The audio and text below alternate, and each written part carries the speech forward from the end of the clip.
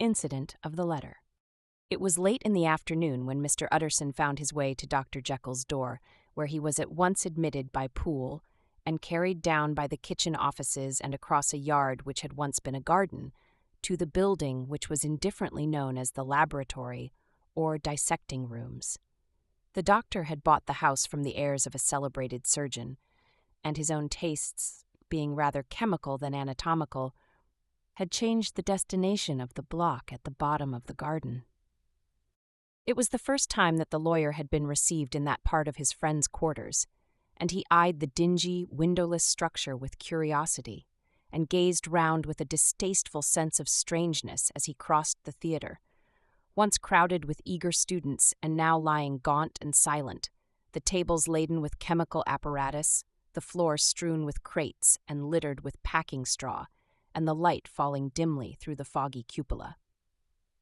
At the further end, a flight of stairs mounted to a door covered with red baize, and through this Mr. Utterson was at last received into the doctor's cabinet. It was a large room, fitted round with glass presses, furnished, among other things, with a cheval glass and a business table, and looking out upon the court by 3 dusty windows barred with iron. The fire burned in the grate, a lamp was set lighted on the chimney shelf, for even in the houses the fog began to lie thickly, and there, close up to the warmth, sat Dr. Jekyll, looking deathly sick. He did not rise to meet his visitor, but held out a cold hand and bade him welcome in a changed voice. "And now," said Mr. Utterson, as soon as Poole had left them, "you have heard the news?" The doctor shuddered. "They were crying it in the square," he said. "I heard them in my dining room." "One word," said the lawyer. "Carew was my client, but so are you, and I want to know what I am doing. You have not been mad enough to hide this fellow." "Utterson, I swear to God," cried the doctor, "I swear to God I will never set eyes on him again. I bind my honor to you that I am done with him in this world. It is all at an end. And indeed he does not want my help. You do not know him as I do. He is safe, he is quite safe. Mark my words, he will never more be heard of." The lawyer listened gloomily. He did not like his friend's feverish manner. "You seem pretty sure of him," said he, "and for your sake, I hope you may be right. If it came to a trial, your name might appear." "I am quite sure of him," replied Jekyll. "I have grounds for certainty that I cannot share with any one. But there is one thing on which you may advise me. I have received a letter, and I am at a loss whether I should show it to the police. I should like to leave it in your hands, Utterson. You would judge wisely, I am sure. I have so great a trust in you." "You fear, I suppose, that it might lead to his detection?" asked the lawyer. "No," said the other. "I cannot say that I care what becomes of Hyde. I am quite done with him. I was thinking of my own character, which this hateful business has rather exposed."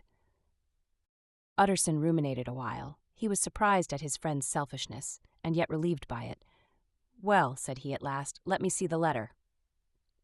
The letter was written in an odd, upright hand and signed Edward Hyde, and it signified, briefly enough, that the writer's benefactor, Dr. Jekyll, whom he had long so unworthily repaid for 1,000 generosities, need labor under no alarm for his safety, as he had means of escape on which he placed a sure dependence. The lawyer liked this letter well enough. It put a better color on the intimacy than he had looked for, and he blamed himself for some of his past suspicions. "Have you the envelope?" he asked. "I burned it," replied Jekyll, "before I thought what I was about, but it bore no postmark. The note was handed in." "Shall I keep this and sleep upon it?" asked Utterson. "I wish you to judge for me entirely," was the reply. "I have lost confidence in myself." "Well, I shall consider," returned the lawyer. "And now one word more. It was Hyde who dictated the terms in your will about that disappearance?" The doctor seemed seized with a qualm of faintness. He shut his mouth tight and nodded. "I knew it," said Utterson. "He meant to murder you. You had a fine escape." "I have had what is far more to the purpose," returned the doctor solemnly. "I have had a lesson. Oh God, Utterson, what a lesson I have had!" And he covered his face for a moment with his hands. On his way out, the lawyer stopped and had a word or two with Poole. "By the by," said he, "there was a letter handed in today. What was the messenger like?" But Poole was positive nothing had come except by post, and only circulars by that, he added. This news sent off the visitor with his fears renewed. Plainly the letter had come by the laboratory door. Possibly, indeed, it had been written in the cabinet, and if that were so, it must be differently judged and handled with the more caution. The newsboys, as he went, were crying themselves hoarse along the footways. Special edition, shocking murder of an MP. That was the funeral oration of one friend and client, and he could not help a certain apprehension lest the good name of another should be sucked down in the eddy of the scandal. It was, at least, a ticklish decision that he had to make, and self-reliant as he was by habit, he began to cherish a longing for advice. It was not to be had directly, but perhaps, he thought, it might be fished for. Presently after, he sat on one side of his own hearth, with Mr. Guest, his head clerk, upon the other, and midway between, at a nicely calculated distance from the fire, a bottle of a particular old wine that had long dwelt unsunned in the foundations of his house. The fog still slept on the wing above the drowned city, where the lamps glimmered like carbuncles, and through the muffle and smother of these fallen clouds, the procession of the town's life was still rolling in through the great arteries with a sound as of a mighty wind. But the room was gay with firelight. In the bottle the acids were long ago resolved.